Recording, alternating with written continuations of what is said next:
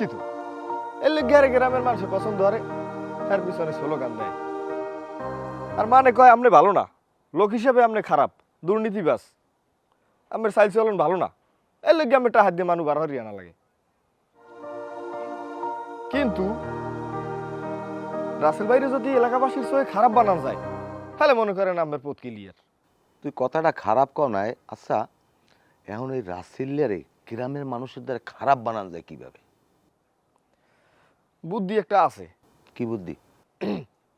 আব্বা আপনি যদি কিছু মনে না করেন তাহলে আপনার মুই ধরিয়ে কতক্ষণ হনে পিড়েই। এ হালা বলা, তুই এটা কেমন কথা কই?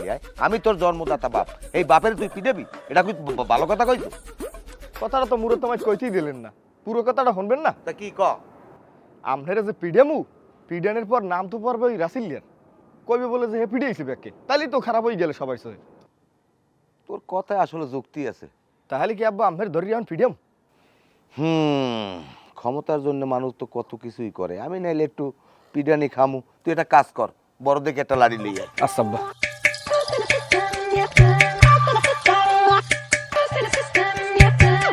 আব্বা পিডেন কি আমার পিঠ পেছাই মারমু না পাছা পাছাই মারমু? এটা তুই কেমন কথা কইলি? এ বলতা হালার পালা, তুই যদি আমারে পাছায় মারো তাহলে আমি মানুষের দেহামু কেমনে? আমি কি পাছা দেহাম মানুষের যে রাসেল্লি আমার পাছা পাছায় পিটাইছে? এমন জায়গায় মারতে হইবে যেন সবাই দেয়াইতে পারি। ও আব্বা হলে বুঝছি, বিসমিল্লাহ। ওরে বাবা রে, ওরে বাবা, তুই কামনা করলি কি পাটা হালার পালা, তুই আমার মাথা পাছাইয়া পারলি। এইরকম কেডা পিডাইছে আব্বারে? আব্বার দোষটা কি? পাগলা কুত্তারেও তো এইরকম পিডাই না, আব্বারে যেরকম পিডাইছে। আব্বা এই গ্রামের মানের ভালো চায়, মানুষের সেবা করতে চায়, এই গ্রামের উন্নয়ন চায়, এটাই কি আব্বার দোষ? এই যদি আব্বার দোষ হইয়ে থাকে তাহলে আব্বারে আবারও পিডেন নেও, পিডাইতে পিডাইতে আব্বারে জাহান্নামবাসী, আস্তাগফিরুল্লাহ, জান্নাতবাসী করে দাও। কিন্তু মেম্বার আছে এরকম কুত্তে বেরোন কিরা ফিটে কিরা এই কামটা করতে পারে? কে মানলো এইভাবে? কে ফিটাইলো?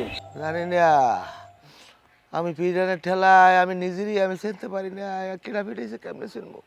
তুই যদি নাই চেনেন বাড়ি যান, বাড়ি যে ওষুধ কিনে খায় শুয়ে থাকেন। তোমরা এত বলত, ও মা গো, বলত কা, তোমরা বোঝো না আমার কেডা পিটাইতে পারে? আমি যদি না থাই কেয়ার লাভ, মেম্বার হইবে কেডা?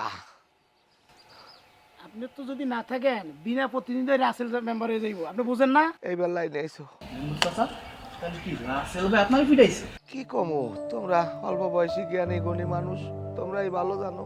সি সি সি, রাসেল মতো একটা ভালো পোলা মেম্বার সাহেব এইভাবে কিভাবে মানলো? এটা কি সম্ভব? রাসেল এত কাজটা কিভাবে করলো? না না, ঠিক কথা বলছি।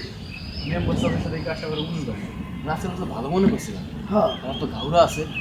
মেম্বার চাচা বুড়ো হয়ে গেছে, এক পা এখন কবরে, মন খারাপ ফুস করে মরে যায়। হ্যাঁ আছে তার একটি সমস্যা, সে একটু খারাপ কাজ করে, মানুষের তো খারাপ বলা থাকতে পারে, কিন্তু একটা মুরব্বী মানুষ এরকম পিটানো ঠিক হয় নাই। এটা রাসেল অন্যায় করছে, এর আমি তীব্র প্রতিনিন্দা জানাই। আমিও তীব্র প্রতিনিন্দা জানাই। আচ্ছা তারপর সব পরে এইবার খেলাটা জমবে। আমার মেম্বার হওয়া ঠেকাবা পারবা না, পারবা না। রাসেল ভাই